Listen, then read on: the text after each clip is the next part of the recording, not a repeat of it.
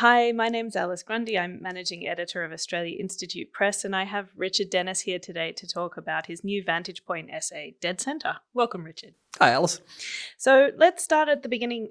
Dead centre, it's about centrism. What do people mean when they talk about centrism? Good question. Look, I think different people mean different things, which is part of writing the essay. Like the idea of centrism in Australia sounds like a very sensible thing.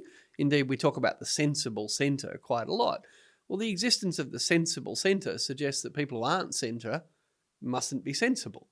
So I think centrism can mean for some people a position where both major parties kind of think that's the sort of important thing we should be talking about. So they're letting the major parties define centrism.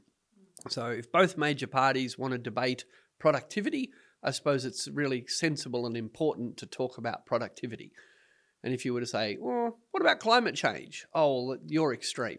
How come? Well, the major parties are over here having a debate about productivity. So part of it's sort of agenda setting, that if the major parties are interested in it, it must be centrist. Part of it's kind of boundary setting. Well, you know, Labor and Liberal, somewhere in between the two must be sort of centrist.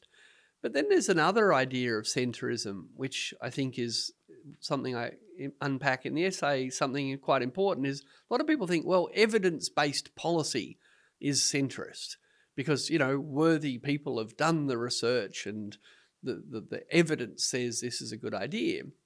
And I think one of the key things that comes out of the essay is that actually evidence-based policy is quite radical. Often the evidence says both major parties are wrong.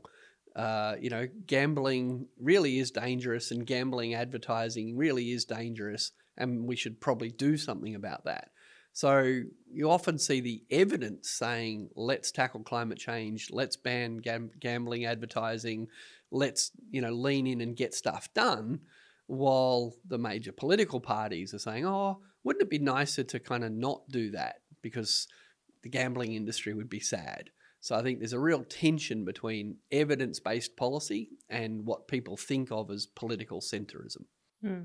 You mentioned climate change. What does centrism look like for climate change?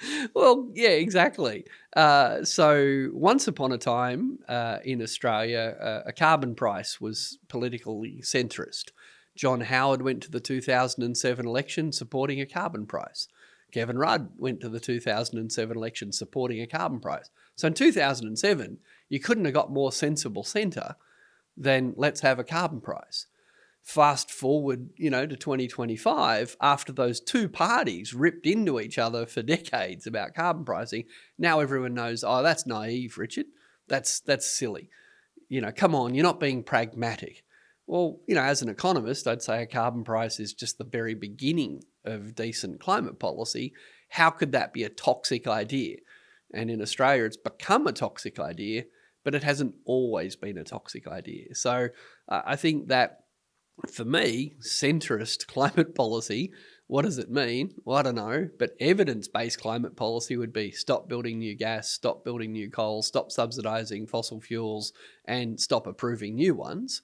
Like all the evidence, all the international debate is there, but for our own bizarre domestic political history reasons, we're not allowed to say any of those things. And we live in a country that subsidises fossil fuel expansion, approves new coal mines, bipartisan support for both of those crazy ideas.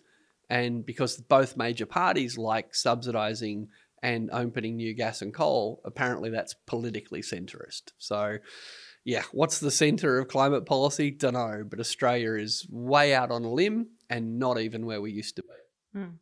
And another thing you talk about in the essay is bipartisanship and how it doesn't appear in the Constitution. It's not written down. Why is it that some of our political parties are so concerned with bipartisan support? Look, bipartisanship is, nice when it's warranted. If both major parties agree that we should do something, well, I don't know, that might be proof it's a good idea. But often bipartisanship is sort of proof something's a bad idea, but neither party want to talk about it. So, take, for example, native forest logging. Here's Australia still chopping down native forests in Australia, subsidising the destruction. We subsidise the destruction of native forests. Do both major parties support that? Yes. Does the public support that? No. Does the science support that? No. But because both major parties agree, bipartisanship means it's very hard to have a democratic debate about it. It's very hard to have any meaningful debate about it. So the fact that the two major parties happen to agree with each other sometimes, I don't think is either good or bad. It's just a thing. What we really need to do is make sure that the big issues that are of concern and interest to voters are being debated in our parliament, are being discussed in our public debate. And when bipartisanship is used to stifle that debate, I think bipartisanship's really bad. But it's a case-by-case thing. Mm.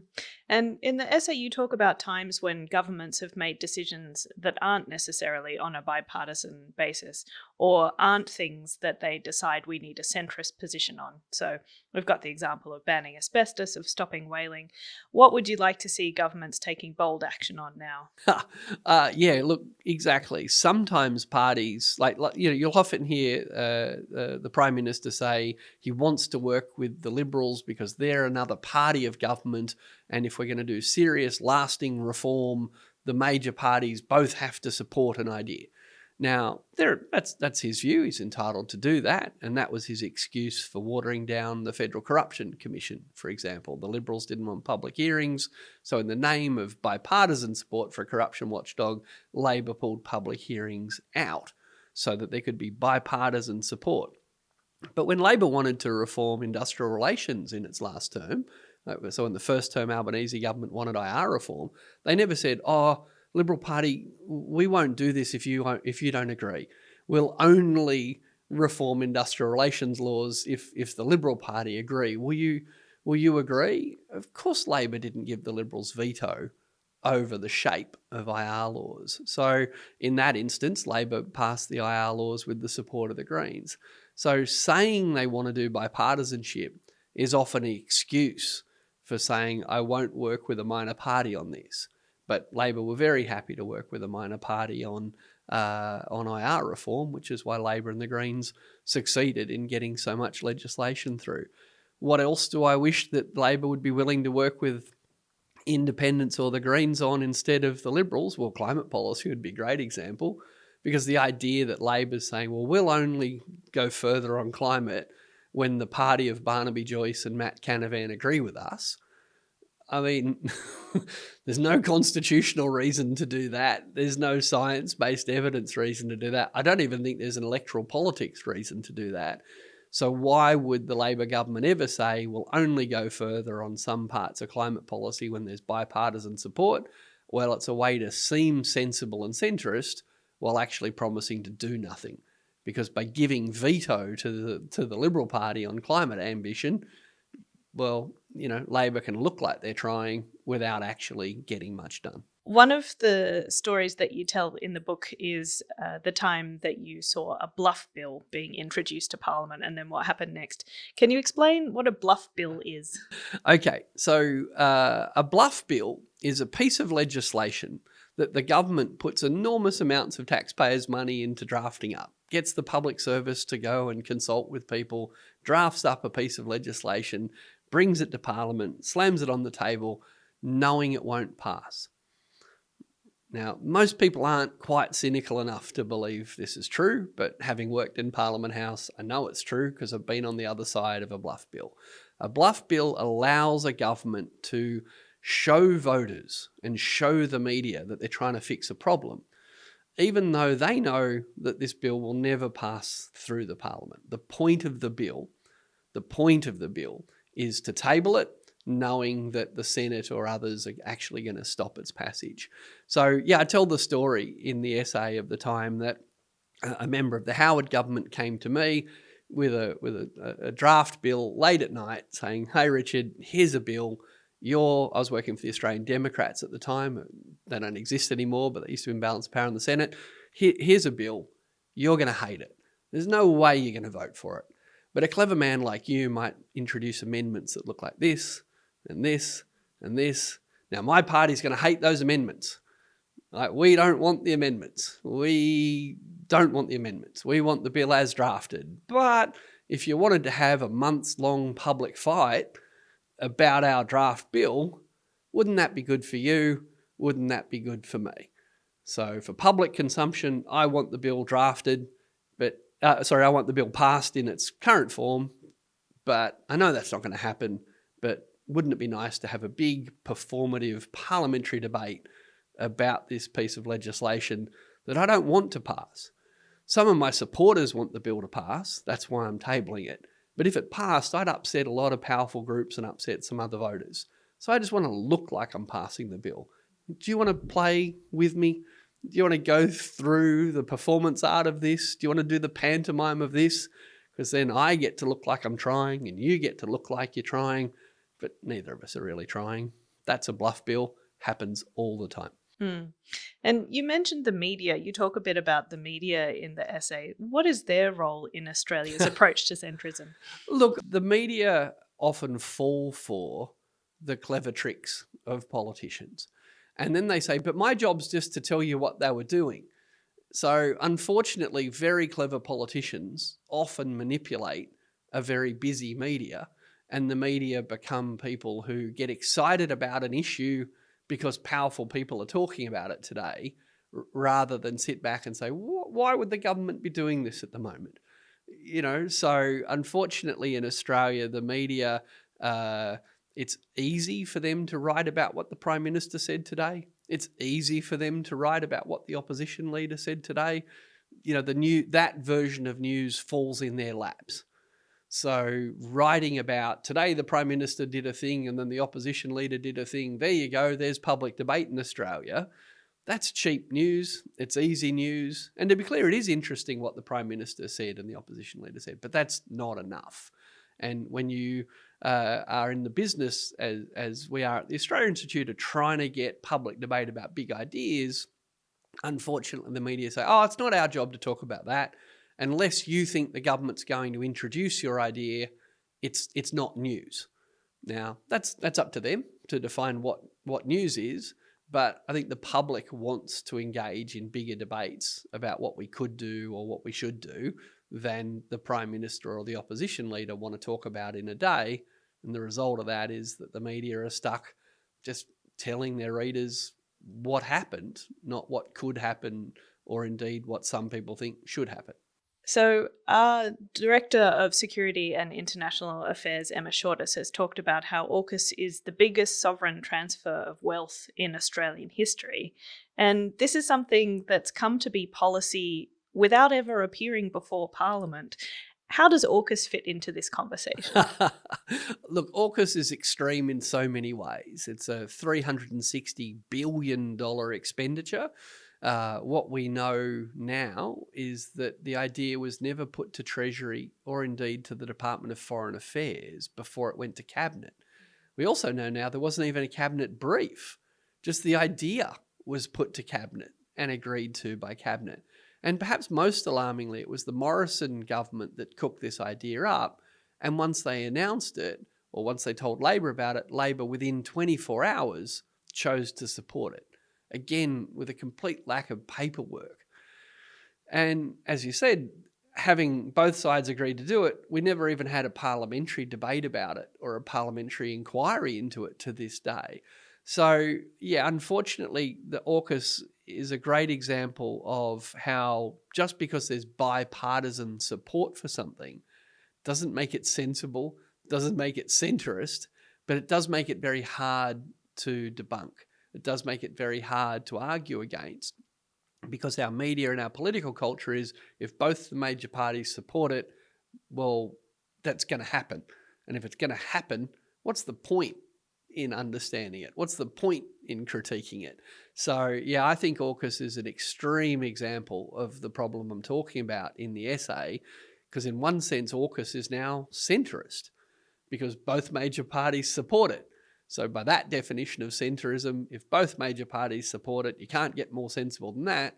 But at the same time, a lot of people, myself included, think it's one of the most extreme and silly ideas that's ever been progressed in Australia. And I just don't think the subs will actually ever get built. Like that's my view, but according to the rules of centrism, that's an extreme view, even though former prime ministers, defence officials, and indeed perhaps the US and the UK are similarly sceptical of the chances of this happening. Mm. And so in 2025, we had a federal election. Labor has a record number of seats in the upper house, and in the Senate, it has the opportunity to pass legislation with the Greens if everybody agrees. What might this look like over the next 3 years? Well, according to the Constitution, to make a law, we just need to draft a bill that passes through both houses of Parliament that the High Court doesn't think is unconstitutional. So what this government can do, the Albanese government with a big majority in the lower house, I would say no chance of losing the next federal election, but that's not actually the main thing in the world. But they can pass with their own support any bill they want through the lower house, and anything that Labor and the Greens agree with will pass through the Senate. And there you go, we'll have the law changed. Gough Whitlam wasn't in for very long, and he created institutions and changed policies that 50 years later we're still talking about. There is nothing in this parliament that stops the Albanese government being as transformative and reformist as the Whitlam government 50 years ago, except their own ambition, except their own appetite for drive and change. So what can this parliament do? Well, like all parliaments, anything it can agree on. But this parliament is unique in having such a large majority of Labor in the lower house that losing the next election is a very unlikely thing, and a rare combination in the Senate that just anything that the Labor leadership and the Greens leadership can agree on, boom, it'll pass through the Senate. So it's a unique opportunity from a parliamentary point of view and a political point of view to get stuff done. How the Labor Prime Minister, Cabinet, caucus, party members feel about that opportunity, time will tell. But literally there's nothing stopping them making big changes except the Constitution. Thanks so much, Richard. Thanks, Alice. It was great to talk about my new essay. I'm glad you read the essay, and I hope a lot of people watching read it too. You can read his Vantage Point essay, Dead Center, How Political Pragmatism is Killing Us. It's out on the 12th of August. And you can sign up 20% off on our website to a Vantage Point subscription. That's australiainstitute.org.au. Thanks for watching. Thanks for watching. If you'd like to keep up to date with all our latest research and work, sign up to our newsletter. Delivered every fortnight, it includes behind-the-scenes updates from Richard Dennis, an exclusive cartoon from Judy Horacek, details for our upcoming events and webinars, as well as explainers, graphs, and not to mention the latest cutting-edge research and analysis from the team here on the key issues that are facing Australia. Click the button on your screen to check it out.